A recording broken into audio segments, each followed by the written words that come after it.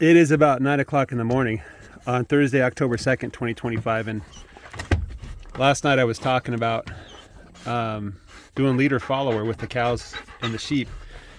And what I've decided to do was set up 30-foot wide rows daily. Move the cows into the new row, move the sheep into the row the cows were in, and do that every morning, basically. And as you can see, I've already set up a row. There's a row there. I'm sorry, the dogs are being down. Okay, so I've got one row going here. I don't know if you can see the post, and there's that white post there in that corner. That's another row going there of wire. So the in between those wires is a 30-foot row. Now 30-foot rows are pretty skinny. They're bigger than I'd set up for a lane. I think 20 feet is about the optimum size for a lane.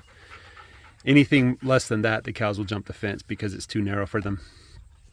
I don't know if the sheep are going to like 30 feet. We'll find out tomorrow, or probably the day after tomorrow, depending on how many sheep stay in the row. But the thinking is that there's fewer cows, fewer animal units in the cows than there are sheep. There's about 100 sheep, more or less. And let's see, 1, 2, 3, 4. I think I've got like 11 or 12 cows.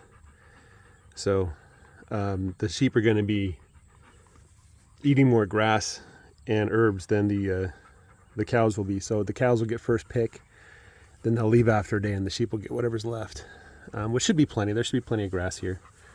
I've been monitoring how much they're eating when I move them out of rows, and this is about the same pace that I had before. I was doing 200 feet a week. Now I'll be doing 210 feet a week, so they'll get slightly more land, barely noticeable amount of more land. But anyway, the hope is that it'll be less stress on the sheep.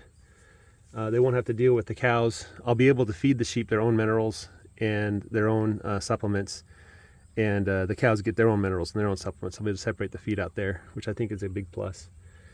And if I want to, since the sheep are following, I could always,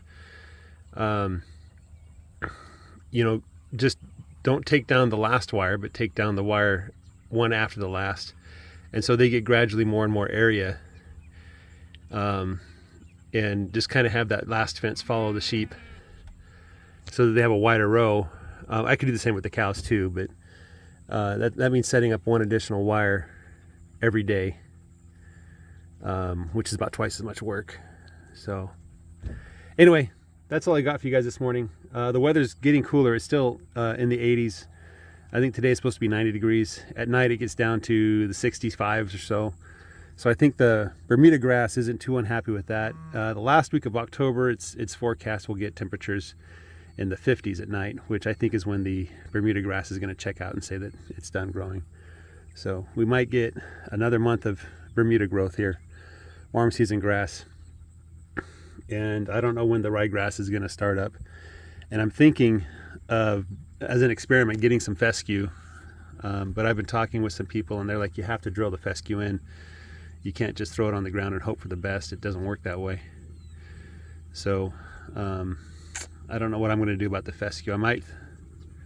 I don't have a dense enough grazing that I can trample it into the ground, so I probably need to have somebody come with the right tools and put that in the ground, drill it into the soil.